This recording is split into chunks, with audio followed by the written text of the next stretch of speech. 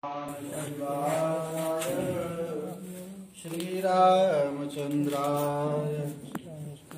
वागीशा यस्य वदने लक्ष्मीर्यस्य च वक्षसि यस्यास्ते हृदये संवित्तं नृसिंहमहं भजे।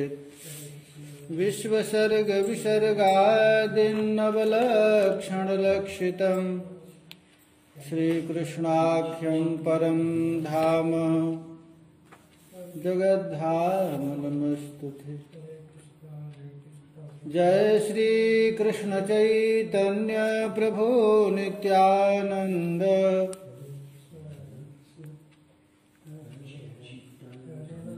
श्री अद्वैत गदाधर श्रीवासदि गौर भक्तवृंद।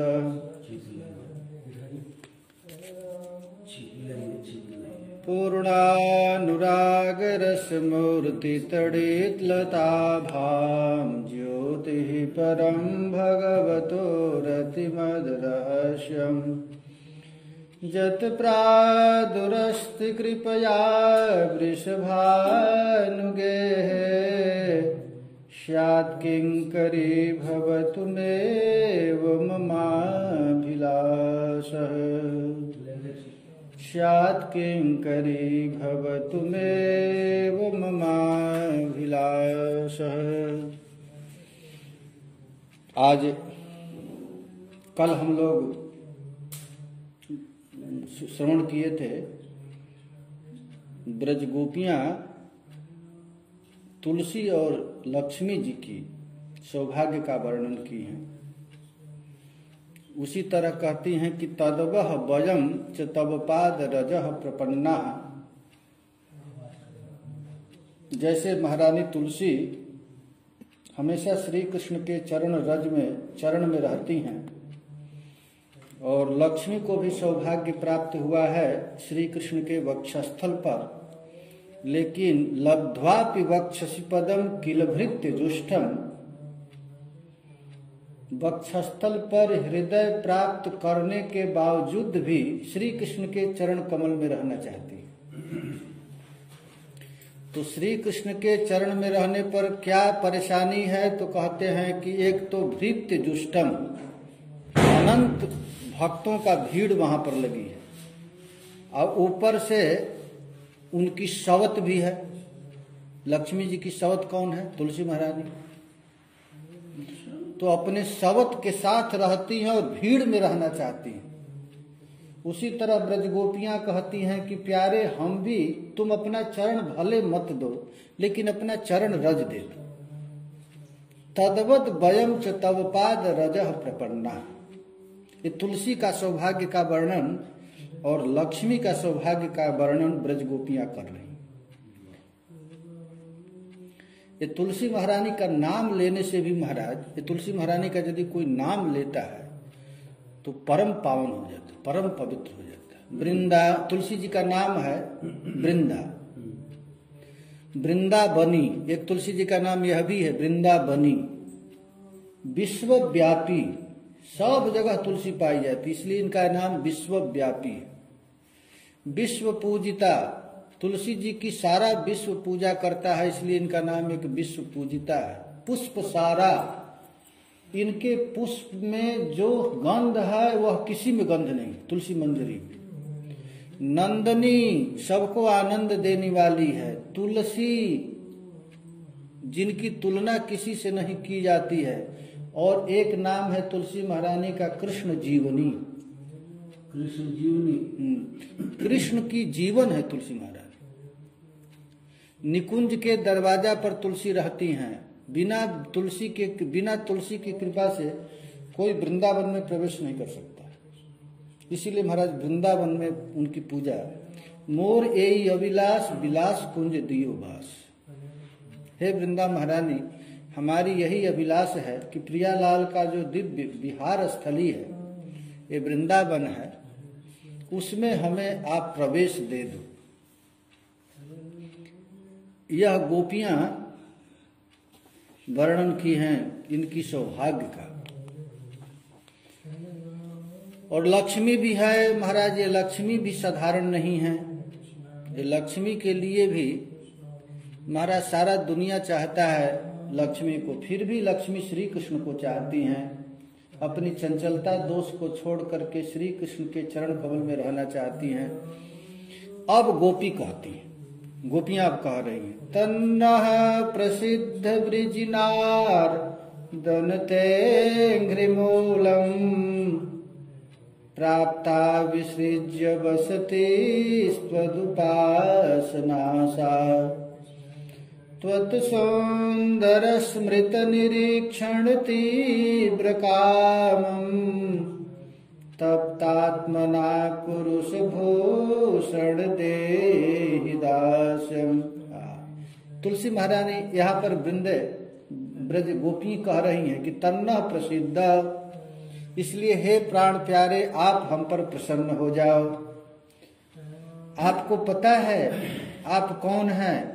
आप शरणागत जनों के समस्त दुखों को नाश करने वाले।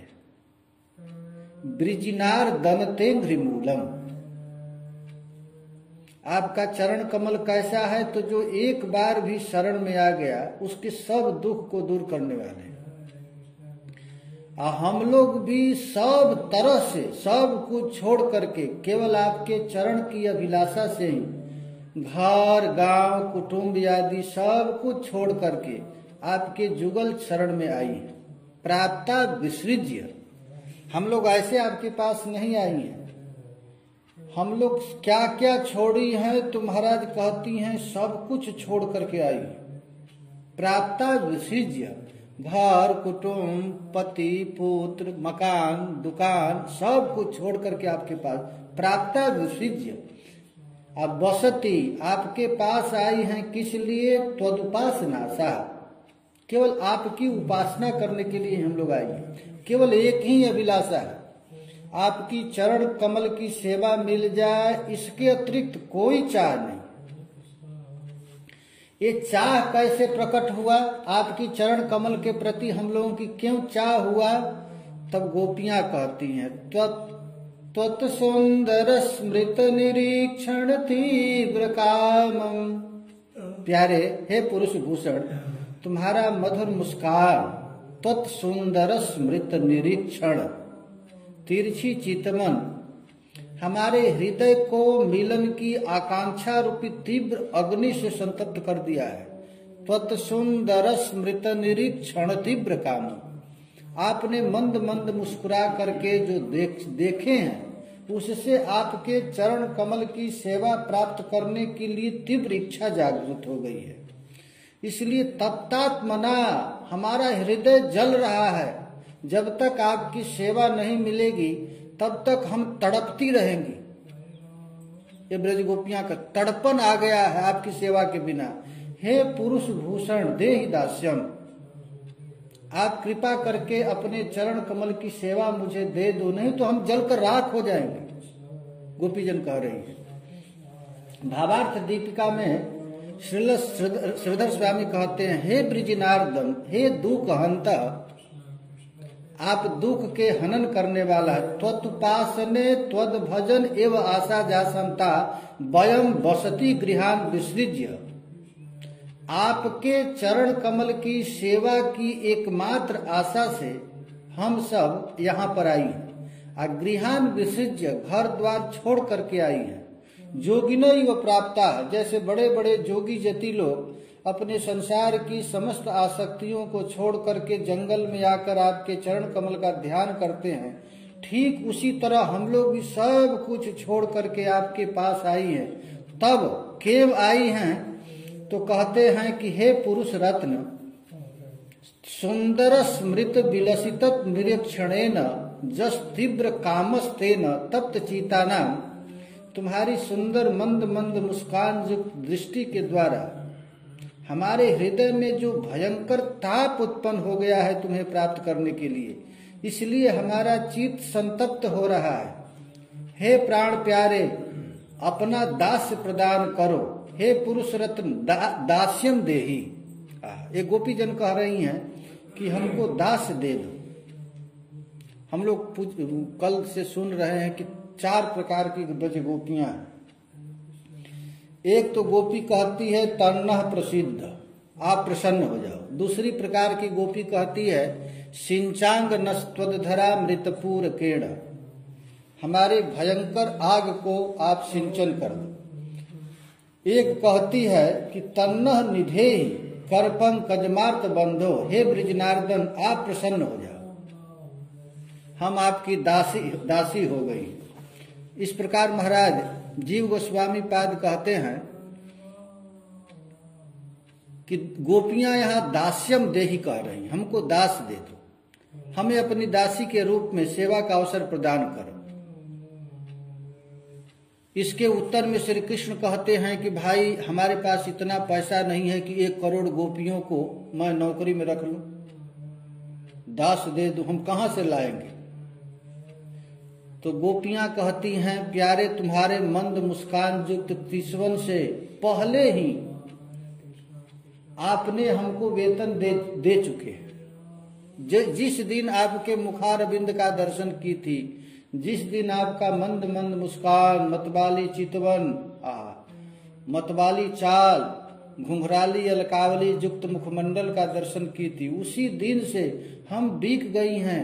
हे प्राण प्यारे, हम सब कुछ त्याग करके तुम्हारे शरणागत हुई हैं, हमारी आशा को तुम अवश्य पूर्ण करोगे, यही अभिप्राय है, अन्यथा हमें अत्यधिक दुख होगा और वह भी तुम्हारे लिए उचित नहीं है। इसी अभिप्राय से गोपियां कहती हैं हे ब्रिजनार्दन, हे दुख हंता, दुखों को दूर करने वाले, और ऊपर से आप रसिक श्रेष्ठ हो, इसलिए अपने भाव से महाराज ये गोपियां कह रही हैं हे रसिक शेखर, रस विशेषमय दास दान करना ही तुम्हारे लिए उचित है, हम लोगों को रसमय दान दे दो, रसमय सेवा का अवसर दे दो। इस अभिप्राय से कहती हैं त्वत् सुंदर स्मृत, तुम्हारी मंद मंद मुस्कान युक्त चितवन से हमारा हृदय कामाग्नि से दहक रहा है, तथापि हम उसका प्रतिकार नहीं करना चाहती, उस ताप की हरण की आशा भी हमसे नहीं होगा, केवल दास प्रदान कर। हे पुरुष भूषण, अपना दास दान आप अपना दास दान करके हमारी आशा को पूर्ण करो। इस प्रकार महाराज ब्रजगोपियां प्यारे श्याम सुंदर से प्रार्थना कर रही हैं कि हम लोग सब कुछ छोड़कर आई हैं प्यारे, आप कृपा करके अपना संग दे दो, अपना दास दे दो, सेवा दे दो। तो भाई सेवा तो बहुत कठिन काम है, सेवा करना बहुत सिरभर चलिए उचित यश मोरा, सबते सेवक धर्म कठोरा। सेवक की तो अपनी इच्छा होती नहीं है, अपने सेव्य की इच्छा से ही जीवन है। सेवा धर्मम परम गहन गानम जोगिनाम अपि अगम्यम। पूजा करना सरल है, आरती पूजा करना सरल है, नाम जप करना सरल है, लेकिन सेवा करना तो बहुत कठिन है। सेवा धर्मम परम गानम, सेवा में भगवान के अतिरिक्त कोई सेवा कर नहीं सकता है। भगवान ही सेवा धर्म सिखलाने के लिए जगत में आते हैं। जप करना, पूजा पाठ करना, तीर्थाटन करना, परिक्रमा करना ये सरल काम है, लेकिन सेवा धर्मम परम गहनम जोगिनाम अपि अगम्यम। तो गोपियां भी कह रही हैं कि हम लोग सब कुछ कर लिए हैं, अब केवल अंतिम पढ़ाई रह गया, सेवा धर्म रह गया। अहे प्यारे, आपके सेवा के लिए ही हम लोग आई हैं, आपके सुहास से हमारे हृदय में जो अग्नि प्रज्वलित हुई है तुम्हारे कारण, सुंदर हास्य युक्त मुख कमल की कटाक्ष से हम लोगों की काम अग्नि जो प्रकट हुई है, तुम सेवा दे करके सुख दे दो। यहाँ पर महाराज श्रीपाद वल्लभाचार्य सुबोधनी टीका में लिखे हैं कि ये गोपियां कह रही हैं कि इसलिए हम लोग केवल दासित्व की ही प्रार्थना कर रही हैं, विवाह की नहीं। हम आपसे विवाह करने के लिए नहीं आए। श्रीपाद सुबोधनी टीका में वल्लभाचार्य जी कहे हैं हम आई हैं केवल आपकी सेवा कर ली, अतः उपनयन आदि लोक व्यवहार की अपेक्षा नहीं है। इसलिए हमारे कन्या होने अथवा प्रौढ़ा होने अर्थात हमारे किसी भी अवस्था होने से कोई हानि नहीं होगी, क्योंकि दोनों अवस्था में ही तुम्हारी दासी होने की संभावना है। अर्थात तुम्हारी दासी होने में हमारे लिए कोई भी अवस्था असंभव अथवा दोषनीय नहीं है। बृहत तोषणी में श्रील सनातन गोस्वामी पाद कहते हैं, कृष्ण से विवाह होने पर पत्नी रूप में पति सेवा रूप भजन की अपेक्षा उपपति रूप में भजन महासुखद है। ऐसा भागवतामृत काव्यादि ग्रंथ में भी प्रसिद्ध है। इसलिए गोपियां महाराज दास की याचना कर रही, हमको सेवा दे दो किसी तरह। तुम काम के महासागर होने के कारण स्त्री लंपट हो, कृष्ण को कह रही। अतः हम लोग युवतियां होकर भी अपने अंग समूह के द्वारा तुम्हारी जो उपासना करना चाहती हैं वह भी तुम्हें ही सुख प्रदान करने वाला है। अतः हम लोगों को जो काम अग्नि को बुझाने के लिए तुम्हारे अधरामृत की प्रार्थना की है वह भी तुम्हारी ही उपासना है, क्योंकि हमारी काम अग्नि भी तुम्हारी उपासना के लिए यह उपकरण मात्र है। इसलिए हे पुरुष भूषण संबोधन में कह रही, हे पुरुष श्रेष्ठ, हम लोग गौरांगी हैं, अतः तुम हमारे समस्त अंगों के इंद्र नीलमय अलंकार स्वरूप बन जाओ। ये प्यारे श्याम सुंदर से इस प्रकार महाराज ब्रज गोपियां प्रार्थना कर रही हैं। श्री हरिवंश जी कहते हैं, प्रीतन काहू की काम कान विचार। यदि किसी से प्रेम हो गया है तुम्हारा, जो कान नहीं विचारता वो लंगड़ा है, लूला है, अंधा है। मार्ग अपमार्ग विचकित मन को अनुसरत निवारे। अरे महाराज, जो सरिता चलती है बरसात में तो थोड़े मार्ग उपमार्ग देखती है, कहीं जिधर मिलता है उधर ही चल जाती है। इसलिए हे प्यारे, हम लोग तुम्हारी दासी पद चाहते हैं, तुम हमको अपनी सेवा दे। तो ठाकुर जी कहे कि भाई इतना सेवा मैं दूंगा तुम लोगों की, तो इतने लोगों को हमारे पास है नहीं कुछ देने के लिए, इतना नौकर रखने पर कुछ वेतन भी देना पड़ेगा। तब गोपियां कहती हैं, नहीं प्यारे, हम लोग तो वेतन पहले ले चुकी, हम वेतन ले चुकी है, पूरा जीवन भी तुम्हारी सेवा करें फिर भी तुम्हारे ऋण से वो ऋण नहीं। तो भगवान कहे, क्या मैं दिया हूं तुम लोगों को? तब गोपी जन कहती हैं, विख्यालकावृत मुखम तव कुंडल श्री गंडस्थलाधर सुधम हसितावलोकम दत्ता वयं च भुजदंड जुगम विलोक्य वक्षः श्रियैकरमणं च भवाम दास्य।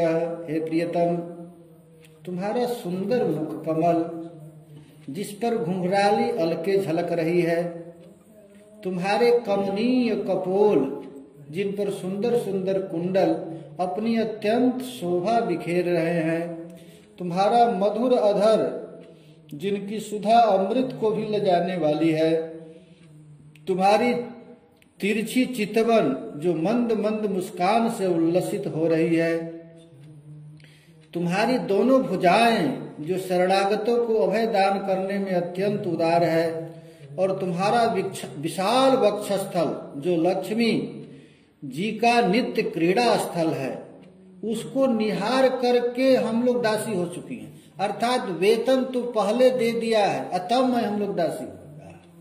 ये ब्रज गोपियां महाराज कह रही हैं, हम लोगों को सब कुछ मिल गया। वीक्ष कह रही हैं देख करके। यदि कृष्ण कहे कि तुम लोग गृह स्वामी पति का परित्याग करके किस लिए मेरे दास की प्रार्थना कर रही हो, यदि कृष्ण इस प्रकार कहें तो इसके उत्तर में गोपियां कहती हैं, सुनो, हम लोग क्यों तुम्हारे पास रहना चाहती हैं। घुंघराले खेसों से घिरा हुआ तुम्हारा सुंदर मुख कमल, तुम्हारे कमनीय कपोल जिन पर सुंदर सुंदर जो दो कुंडल शोभायमान है, तुम्हारे सुधामय अधर, तुम्हारा हास्य युक्त अवलोकन, अभय प्रदान करने वाली तुम्हारा दोनों भुजाएं, और लक्ष्मी का एकमात्र रतिप्रद तुम्हारे विशाल वक्षस्थल को देखकर हम तुम्हारी दासी हो चुकी। तो श्री कृष्ण यदि कहे कि तुम हमारी जब दासी हो गई है तो हमको तो डर लग रहा है, कहीं तुम्हारा पति आकर हमें मारने न लगे, कहीं तुम्हारे घर वाले कंस को कह दे और हमको मार डाले, तब ये गोपियां कहती दत्ता भयम, तुम्हारा हाथ, तुम्हारा भुजा ऐसा है कि महाराज इसी कोमल भुजा से गिरिराज को उठा लिया। अघासुर, बकासुर, धेनुकासुर, कहां तक कहे कालिए नाग पर नथ गया। तुम्हारे शरण में हम लोग आए हैं, भला क्या भय, जो दैत्य वध आदि के द्वारा भक्तों का अभय दान देते हैं, बल आदि गुणों से जो युक्त हैं, दोनों भुजाओं के होते हुए हमें पति आदि से भय कैसे हो सकता है। इसका निवारण करे। वास्तव में दोनों भुजा के द्वारा गाढ़ आलिंगन से ही गोपियों की जो प्रेम भय की निवृत्ति अभिप्रेत है। इस प्रकार कह रही है महाराज ये ब्रजबाला है ठाकुर जी से। वंशी ज्ञानामृत धाम, लावण्यामृत जन्म स्थान, जेना देखे से चांद बदन, से नयन किवा काज। गोपियां कहती हैं इस सुंदर मधुर मुस्कान युक्त इस रूप लावण्य को देख करके इस जगत में कौन ऐसा है जो मोहित नहीं होगा।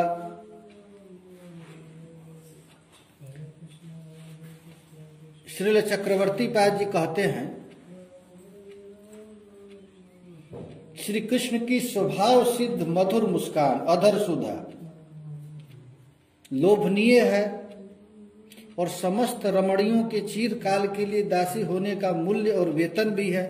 वृक्ष इसीलिए कह रहे हैं। विशेष रूप से देखकर इस पद के द्वारा श्री कृष्ण के घुंघराले केश, अलकावली युक्त मुखमंडल और श्री कृष्ण का हाथ क्या है तो अभय प्रद है। महाराज एक बार भी कृष्ण के शरण में जो कोई आ जाता है, सकृत देव प्रपन्नाय त्वास्मीति च याचते अभयम सर्वभूतेभ्यो ददाति मेतद व्रतम मम। ये भगवान की प्रतिज्ञा है, कोई भी जीव किसी भी हालत में एक बार भी मेरे शरण में आकर के कहता है हे नाथ मैं आपका हूँ, तो भगवान अपने दोनों हाथ उठा करके कहते हैं अभयम सर्वभूतेभ्यो ददाति मेतद व्रतम मम। भगवान महाराज निर्भय कर देते हैं। अब श्रील चक्रवर्ती पाद जी इस श्लोक की टीका में कहते हैं कि प्यारे हम क्या बताएं, तुम कहते हो कि हम तुम लोगों को कहां से वेतन देंगे, हम कहां से वेतन देंगे तुम लोगों को। गोपियां कहती हैं तुमने समुचित मूल्य की अपेक्षा कोटि कोटि गुना अधिक मूल्य दे करके दे दिया है। क्या दे दिया है तो मंद मंद मुस्कान युक्त चितवन दे दिया। अचिंत रत्न द्वारा हमारी वयः संधि आरंभ में ही हमें खरीद लिया है। कुंज मंदिर में ले जाकर के नील निधि, पद्म निधि, जाम्बूनद, स्वर्ण के मकर कुंडल, जुगल, चिंतामणि स्थान, मणि स्तंभ, लक्ष्मी के विलासपद नीलमणि मंदिर और कुटिल केश पादादि, ये सब तुम तो पहले ही दे चुके हो। ये देवताओं का भी दुर्लभ जो अमृत है, ये देवताओं का जो दुर्लभ अमृत नित्य प्रति घटता है, लेकिन तूने तो न घटने वाले अलौकिक अमृत का दान दे दिया है, प्रतिदिन भोजन कराते हो। इसलिए यहाँ वृक्ष कह रही है। जब तुम लाल रंग की वक्र पगड़ी पहन करके बांधते हो, ये श्री कृष्ण इतना सुंदर जो भेष बनाते हैं, तुम्हारे मुख कमल की अलंकृत जो करता है घुंघराला केश, घुंघराले केशों द्वारा जो तुम्हारा मुखमंडल है, इन सब को देख करके हम लोग पहले ही बिक चुकी, ये गोपियां कह रही। इसलिए हे नाथ, हे रमण, आप कृपा करके हम लोगों को अपने शरण में रख लो। अरे बड़े हम ही नहीं, इस संसार में बताओ आत्मा राम मुनि भी, जो आत्मा राम है, आत्म काम है, आत्म समस्त काम है, वैसे मुनि लोग भी जब तुम्हारे रूप मंडल को देखते हैं तो अपना पूजा पाठ समाधि भी छोड़ देते हैं। तो सोचते हैं पूजा पाठ समाधि करने से क्या फायदा है। नयन भर देखो नंद कुमार, ये नंद कुमार को देखते रहो। ऐसा तुम्हारा जो मुखमंडल, उसको देख लिए हैं, अब हम लोग नहीं छोड़ सकती, हम तुम्हारी हो गई। तुम लोगों को दासी बनाना कर्तव्य नहीं है। भगवान कहे कि देखो हम हमारा रूप सुधा है, ये हम इसलिए नहीं रूप बिखेर रहा हूं कि हमारा कोई दासी बन जाए। तो गोपियां कहती हैं, सचमुच हे धार्मिक चूड़ामणि, हम तुम्हें समझ गई हैं। गोप स्त्रियों को दासी बनाना नहीं चाहते। वाह, हम दासी नहीं बनाना चाहते हैं, हम धार्मिक हैं, हम पर स्त्रियों से बात नहीं करते हैं। वाह रे। और वैकुंठ से नारायण की प्रेयसी लक्ष्मी को बलपूर्वक ला करके अपने वक्षस्थल पर रखते हैं। वाह रे ब्रह्मचारी। हम लोगों को तो नहीं रखते हो, और साक्षात वैकुंठ की जो अधिष्ठात्री देवी लक्ष्मी है उसको रख रहे हो। लक्ष्मी देवी ठाकुर जी अपने बामे वक्षस्थल पर रखे रहते हमेशा 24 घंटा। गोपियां जब श्री कृष्ण के मनोहर रूप मंडल का दर्शन करती हैं तो कहती, अरे देख सखी, देखो तो सही, ये कृष्ण अपनी पत्नी को छाती से चिपका कर रखता है, ये लक्ष्मी को कभी छोड़ता ही नहीं। लक्ष्मी देवी भी स्वर्ण रेखा के रूप में तुम्हारे वक्षस्थल में रहकर तुम्हारे सहित निरंतर रमण करती है। हम यह भी जानती हैं अभी तुम्हारी आयु कितनी है, कितनी है। उस समय भगवान कुमार वो कितना होगा, 10 बरस।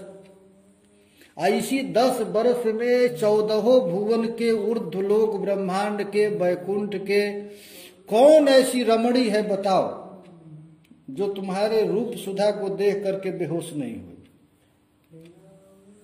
है ही नहीं।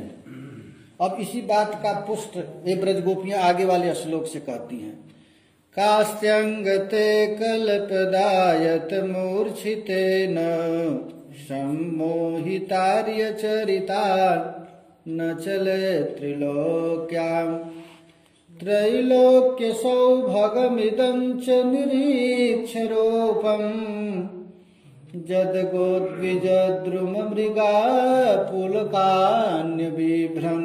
हे कृष्ण, हम बताती हैं, गोपियां कहती हैं हम बताती हैं, तुम हम लोगों को कहते हो कि तुम लोग क्यों आई, हम दास्ता नहीं देंगे। तो गोपियां कहती हैं हम लोगों को तो कह रहे, अब तुम ही बताओ, तीनों लोकों में ऐसी कौन सी रमणी है जो मधुर मधुर पद, आरोह और रोह क्रम से विविध प्रकार की मूर्छाओं से युक्त तुम्हारी बंसी की तान सुनकर तथा त्रिभुवन के सौभाग्य रूप तुम्हारे इस त्रिभंग ललित श्याम सुंदर रूप को अपने नेत्रों से निहार करके सर्वदा मोहित हो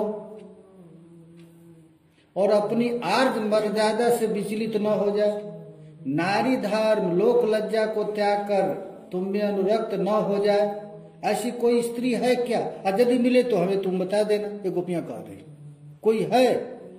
अरे स्त्री की बात छोड़, तो स्त्रियों की बात छोड़, तुम्हारा त्रिभुवन रूप तथा मुरली संगीत ऐसा मोहक है कि इस रूप को और बंसी निनाद को सुन करके गौएं, पक्षी, वृक्ष, मृग आदि सभी प्राणी भी परमानंद में पुलकित हो जाते हैं। स्त्रियों की क्या बात है?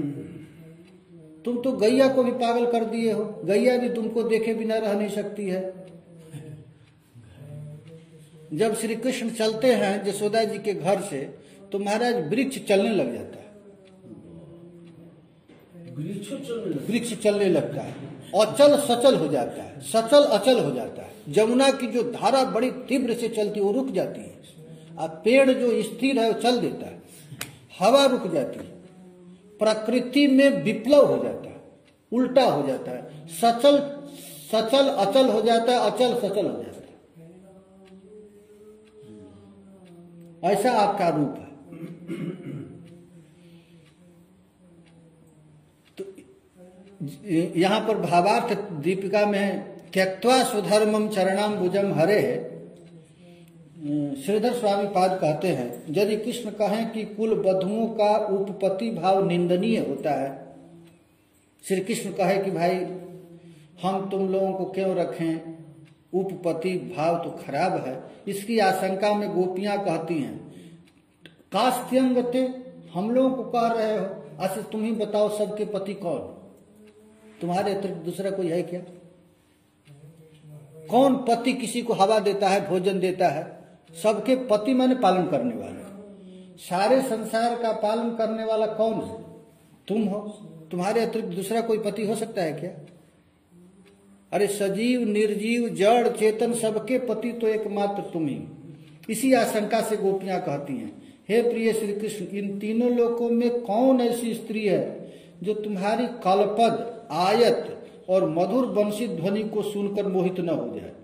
इस अर्थ में कल्पायत अर्थात जो श्री कृष्ण बंशी बजाते हैं, तो महाराज बंशी में इतना मिठास है। एक आचार्य टीका में लिखते हैं कि पहले जमाने में जब वर्षा नहीं होता तो लोग बुलाते थे बंशी वादन करने वालों को। अब पैसा देकर लाते कि तू बंशी बजाकर वर्षा करा दे, उसको बुलाते। तो वो भी बंशी बजाने वाला आता और पैसा लेता, इतना ठेका लेता कि इतने हजार में मैं वर्षा करा दूंगा, और आ करके मेघ मल्हार राग गाता।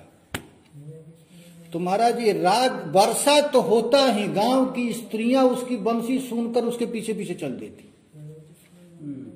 ये कल्पा यद मूर्छितेन सम्मोहितार्य चरिता न चले त्रिलोक्यम। ये भगवान श्री कृष्ण की ये बंशी क्या है महाराज? जितने भी वाद्य हैं, एक ढोलक है उसको पीट कर बजाया जाता है, किसी को हवा देकर बजाया जाता है, करताल को रगड़ करके बजाया जाता है, लेकिन बंशी किससे बजता है? प्राण से, अपने प्राण से बजता है। इसलिए बंशी में जितना मोहक है, मोहक संगीत उसने किसी में नहीं। इसीलिए कन्हैया महाराज बंशी बजाता है। कहते हैं कि कल्पा यद वेणु गीतम, आपका जो वेणु गीत है, और वो भी अवरोह बंशी बजाते थे श्री कृष्ण। अपने अधर पर जब बंशी धारण करते थे तो स्वर्ग की अप्सराएं आकाश में आ जाती थी, देव देवता देवी आ जाते। अपने पतियों के साथ रहती थी उनकी पत्नियां, लेकिन अपने पति को देखती भी नहीं, कृष्ण के लिए पागल हो जाती। उसका पति भी पागल हो जाता कृष्ण के लिए। जड़ चेतन पशु पक्षी सबको बेहोश कर देता है।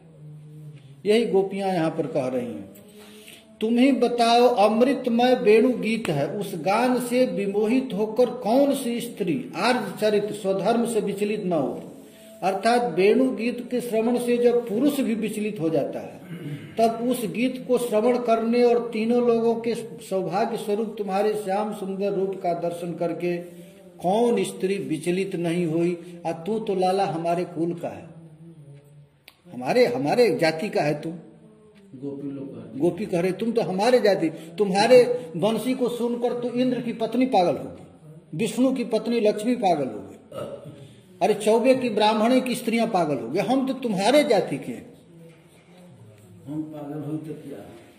अर्थात सभी स्त्रियां विचलित होती हैं। तुम्हारे अवस्थिति स्थान माधुर्य आदि की प्रकाशित करने वाला ये सब ऐसे वेणु गीत के ध्वनि के श्रवण से जब अपने अपने धर्म का त्याग बड़े बड़े मुनि जति लोग कर लेते हैं, बड़े बड़े जोगी जति लोग कर लेते हैं, तो हम कर रहे, इसमें क्या आश्चर्य? ये गोपी कहती है।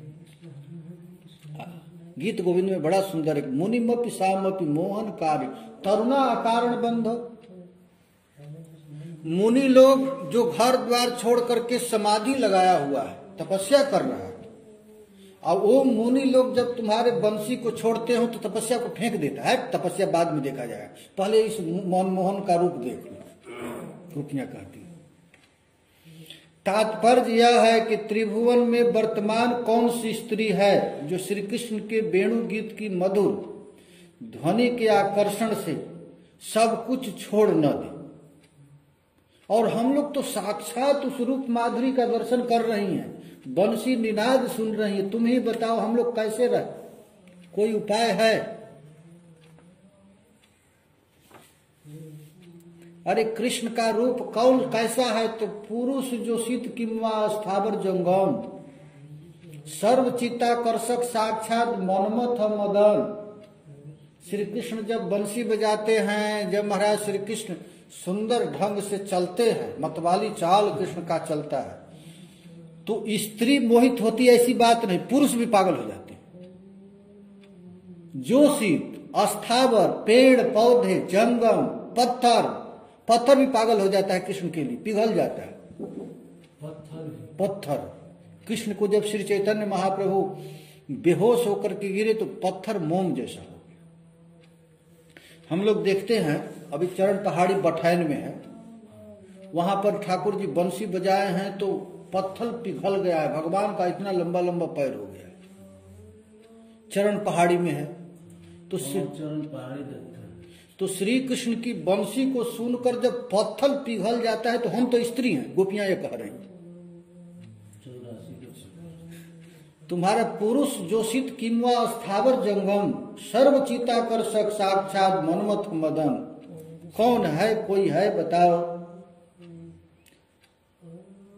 अन्यान पतिव्रता रमणियों के प्रति दोषारोपण कर रही है। हम लोगों को तो तू कहता है पति के पास जाओ, और लक्ष्मी को क्यों नहीं कहता है तू नारायण के पास जाओ।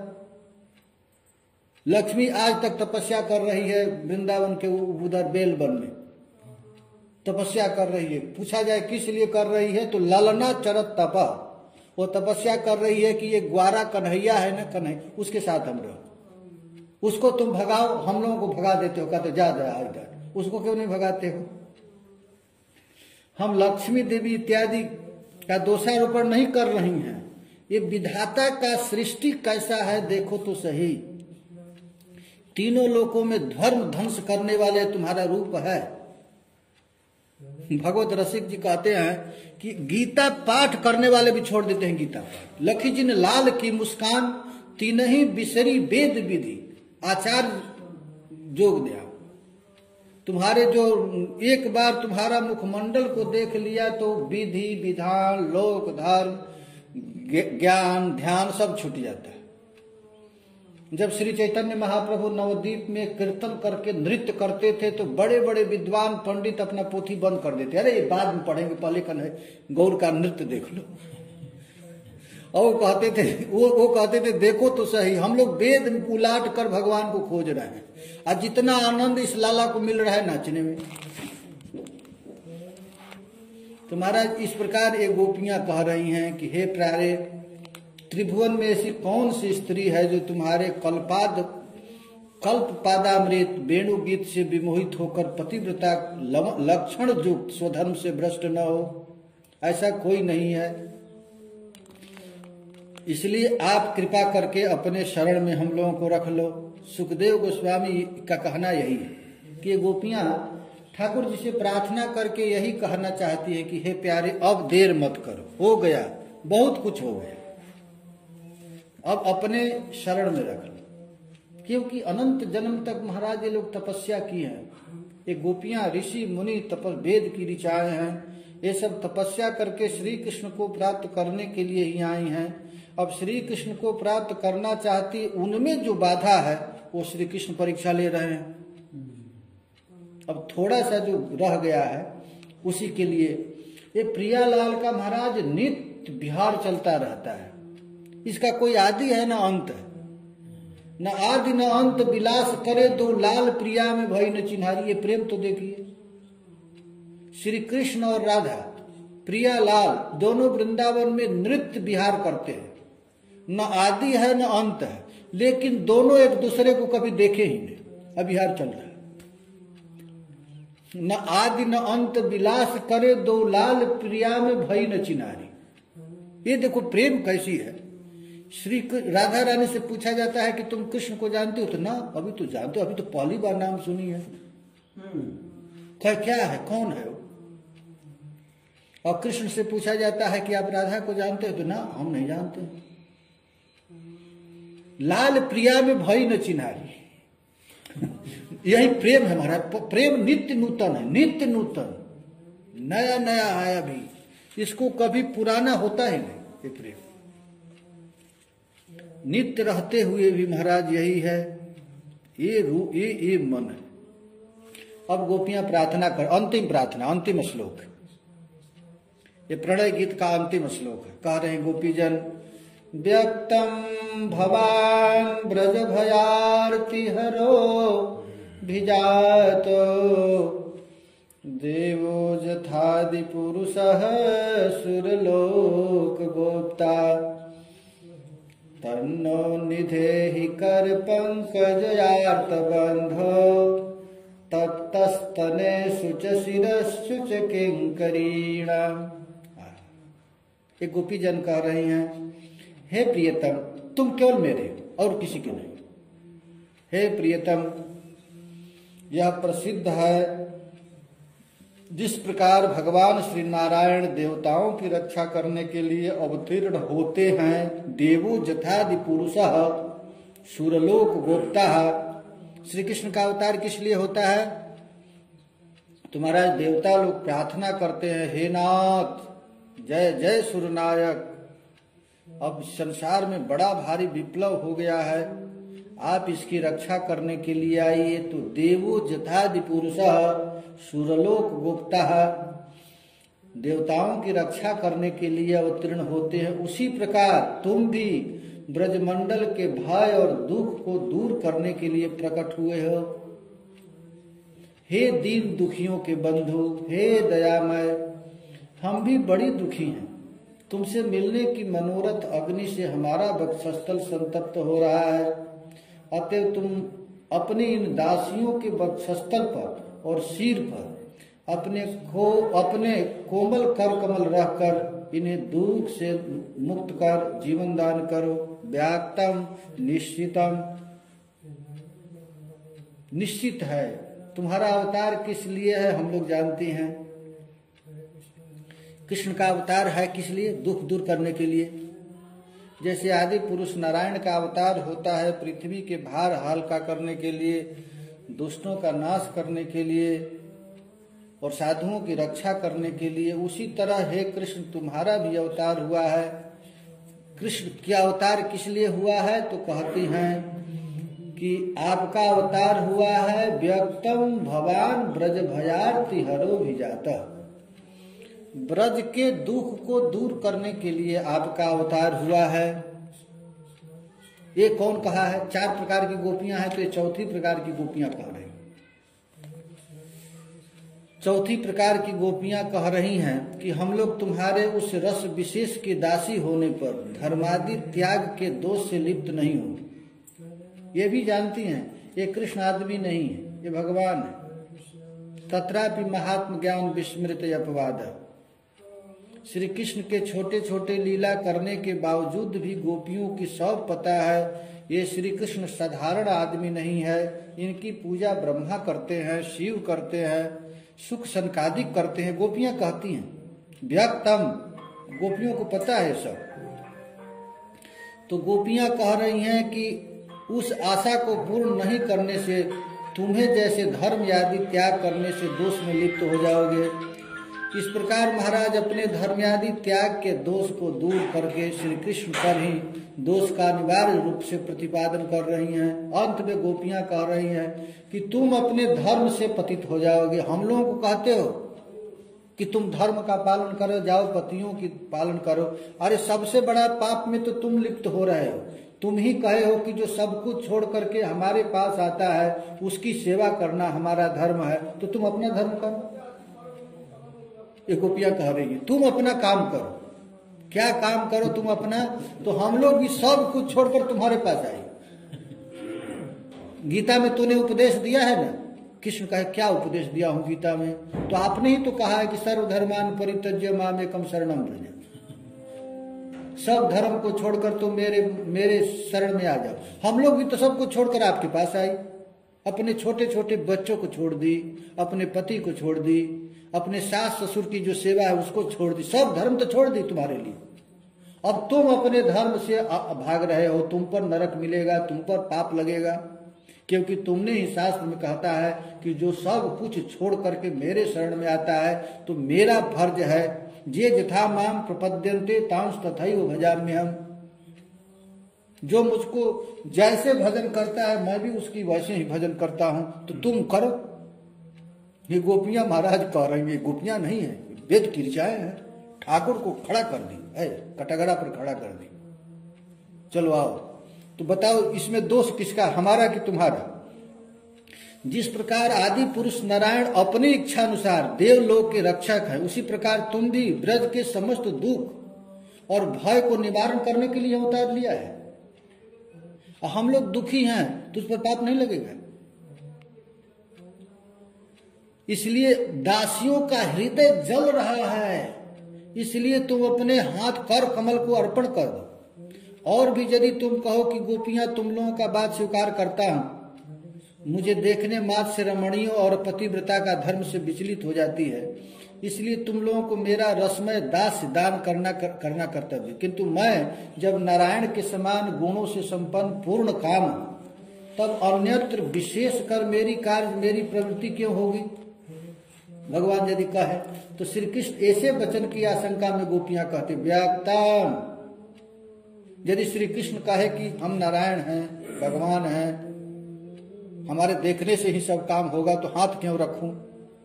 तो गोपियां कहते व्याक्तम। हम लोगों को सबसे पहले पता है, गर्गाचार्य जी कह दिए है कि नंद बाबा का लड़का साक्षात नारायण है। जैसे नारायण भगवान सबकी रक्षा करते हैं, तुमने किया भी है, ऐसी बात नहीं है। जब आंधी तूफान आ गया था ब्रज में, तो तुमने आकर रक्षा किया। अग्नि लग गई थी, पूरा ब्रजमंडल जल रहा था, तो तूने आग ने पी लिया। जब जमुना जी में कालिए नाग के विष से महाराज सब जमुना दूषित हो गई, तो आपने जमुना जी को भी पवित्र कर लिया। इसीलिए हे कृष्ण, अब हम लोग बड़ा भारी कष्ट में हैं, भयंकर दुख में हैं। आप कृपा करके अपने दुखी जनों को, हम तुम्हारी दुखी जन तुम्हारे शरण में हैं, इसलिए कृपा करके आप हम पर कृपा कर दो। अतएव हे कृष्ण, तुम्हारे द्वारा अपने चातुर्य को विस्तार करने वाला कोई प्रयोजन नहीं है। श्रीधर स्वामी जी चक्रवर्ती पाद जी कहते हैं, तस्माद अलम चातुरी प्रपंचे न। बस अब हो गया। ब्रजवासियों के भय और दुख का हरण करने के लिए ही तूने गोकुल में नंद बाबा के घर में जसोदा के गर्भ से ग्रहण किया है। यह बात किसी से छिपी नहीं है, क्योंकि तूने बहुत सी लीला कर चुकी है। जैसे आदि पुरुष नारायण जिस प्रकार सुरलोक के रक्षक है, उसी तरह तुम भी ब्रज के मालिक हो। हम सब गोपी अत्यंत दुखी हैं, इसलिए कृपा करके हमारे दुख को दूर करो। गोपियां कह रही, हे आर्त बंधो, हमारे तप्त वक्षस्थल और सिर अपने कर कमलों को अर्पण करो। यदि कृष्ण कहे कि तुम लोगों का तप्त वक्षस्थल का स्पर्श करने से कहीं हमारा हाथ जल जाए, तब गोपियां कहती हैं, नहीं प्यारे, जैसे सूरज में ताप है, लेकिन वह ताप कमल के लिए सुखकर होता है। सूर्य जब सूर्य को देखता है कमल का फूल, तो भास्वानुदेश्यसि हसिष्यसि पंकजश्री। सूर्य को देख करके ही ये कमल खिल जाता है। वैसे ही हमारा हृदय का ताप, इसको यदि तू स्पर्श करेगा तो तुझको अधिक सुख मिलेगा। हम तुम्हारी दासियां हैं, हमारा तप्त वक्षस्थल भी तुम्हारी परिचर्या के लिए ही है। जैसे सूर्य का ताप कमल के लिए संताप प्रदान करने वाला नहीं है, ठीक प्यारे उसी तरह हमारा वक्षस्थल भी तुम्हारे सुख के लिए ही है। भावार्थ में महाराज स्वामी चक्रवर्ती पाद जी इस प्रकार कहते हैं।